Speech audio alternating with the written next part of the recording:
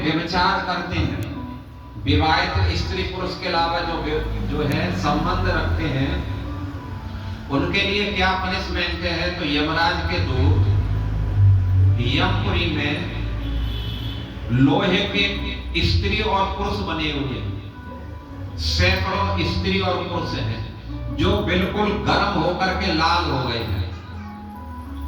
तो यदि कोई पुरुष अवैध संबंध रखता है तो उस पुरुष को क्या करते हैं, जो स्त्री है जो लोहे की बनी हुई बिल्कुल गर्म हो रही है, उसको ले जाकर के उसके साथ में आलिंगन कराता है। यमराज के दूत चिपका देते हैं उसको, बिल्कुल एकदम से झुलस जाता है, तड़पता है, कष्ट होता है हजारों गुना बढ़ करके, लेकिन भैया मरता नहीं है, कोई बचाने वाला नहीं। और गालियां देते हैं और उनको जैसे रोता है तो और उनको क्या नाम है वो कोड़े मार मार करके और उनको जो तंग किया जाता है। और जो स्त्री है उसको पुरुष वाले उससे चिपकाते हैं और उसके साथ में जो है आलिंगन कराते हैं, वह ठीक ऐसे जो है पूरा झुलस जाती है, हड्डियां निकल जाती हैं, लेकिन मरते नहीं है। एक नरक है जिसमें कोई धन को चीटिंग करके, धोखाधड़ी करके, सोच लो आजकल खूब धोखाधड़ी हो रही है, यानी कोई भी चीज ऐसी नहीं छोड़ी, यहां तक हवा में भी और पानी में भी धोखाधड़ी हो रही है। तो ऐसे लोगों को क्या सजा दी जाती है? तो ऐसे लोगों को बड़े बड़े कोल्हू हैं और उनको क्या कर दिया जाता है, उन कोल्हुओं में डाल दिया जाता है।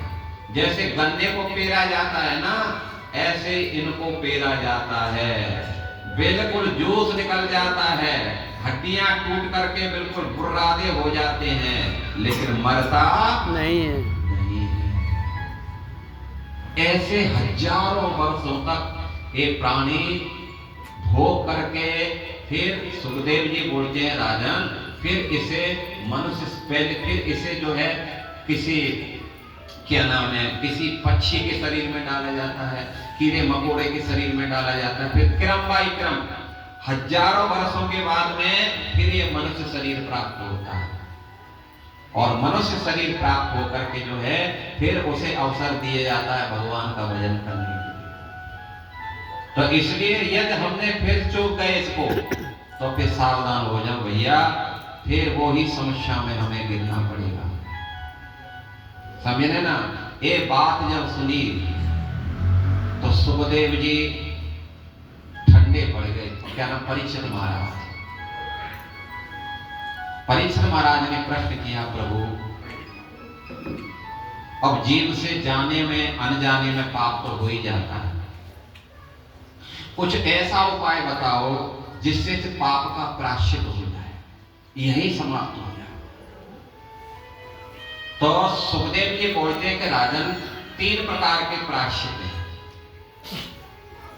पहला है कर्म कांड के द्वारा,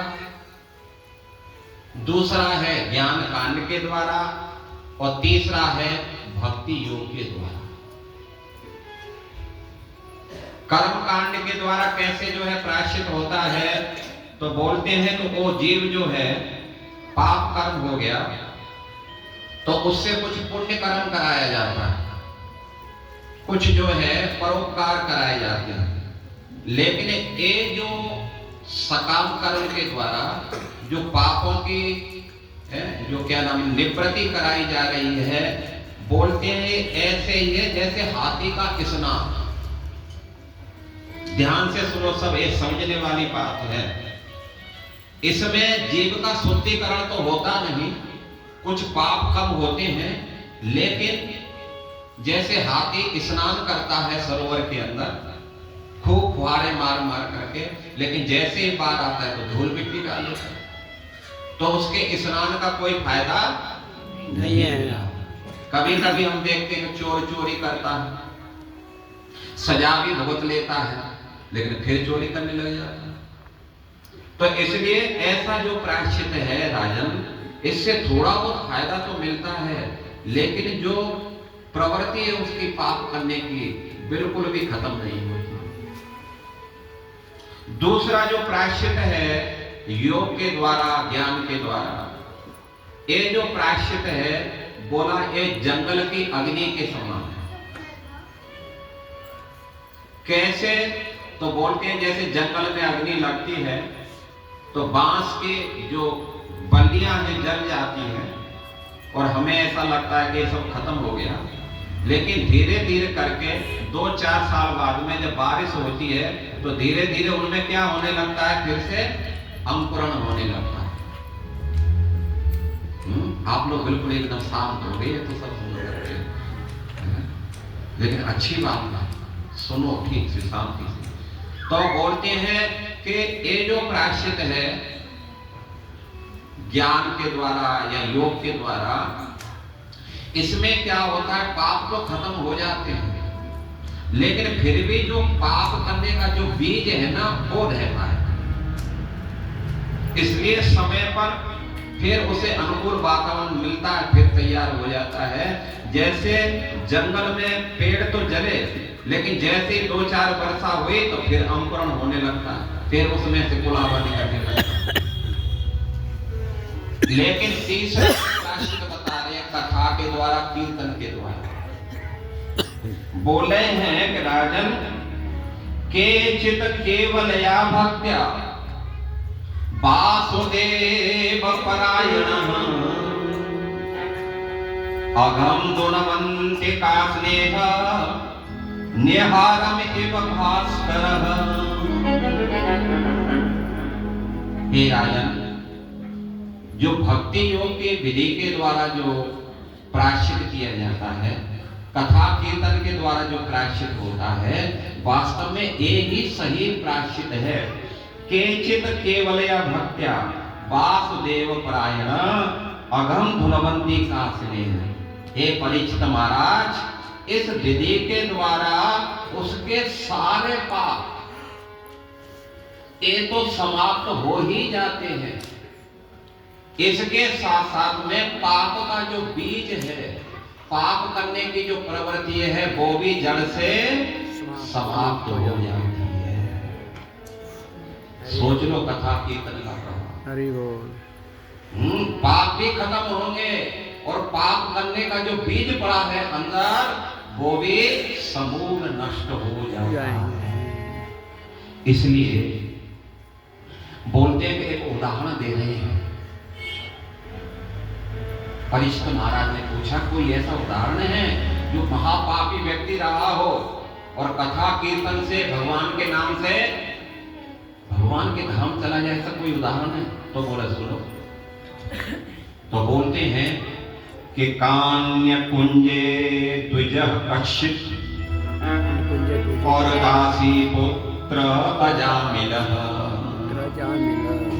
नाम नाम नष्ट सदाचारो दास्या संसर्ग दूषितः। तो कान्य कुंज में एक ब्राह्मण रहता था। कान्य कुंज बोलते हैं कन्नौज को, और कन्नौज है कानपुर के पास। कन्नौज का इत्र बहुत प्रसिद्ध है, वहां एक कथा भी हम करके आए, खूब इत्र दिए थे, बहुत सुंदर स्थान है। तो वहां बोले एक ब्राह्मण रहता था, बड़ा ही जो ब्राह्मण की जो वृत्तियां थी, तपस्वी था वो, पवित्र रहता था, भजन करता था, स्नान भी समय से करता था, दयालु भी था, किसी को कष्ट नहीं देता, सत्य बोलता था, झूठ नहीं बोलता था, शांत सहनशील था, कोई कुछ बोलता भी था, कुछ नहीं बोलता था, सुन लेता था, सरल था, छल कपट नहीं था, और ज्ञान शास्त्रों में पारंगत था और अनुभवी था। कभी कभी ज्ञान होता है लेकिन प्रैक्टिकल नहीं करते, लेकिन वो प्रैक्टिकल करता, भजन करता, नियमों का पालन करता, सब कुछ अच्छा था और सब ठीक चल रहा था। एक दिन की बात थी, अपने पिताजी के लिए वो पूजा के लिए जंगल से फल फूल लाने के लिए कहा। तो जब फल फूल लेकर के जंगल से आ रहा था तो उसने एक दृश्य देखा। क्या दृश्य देखा? तो उसने देखा कि एक जो है दो व्यक्ति हैं, एक स्त्री है एक पुरुष है, नशे में शराब पिए हुए, एक दूसरे का आलिंगन कर रहा है, चुम्बन कर रहा है, गाने गा रहे हैं, फिल्मी गाने गा रहे हैं। जब ये दृश्य अजामिल ने देखा, हालांकि उसने अपने बल से अपने ज्ञान के द्वारा उस दृश्य को हटाने का प्रयास किया, बार बार संघर्ष किया,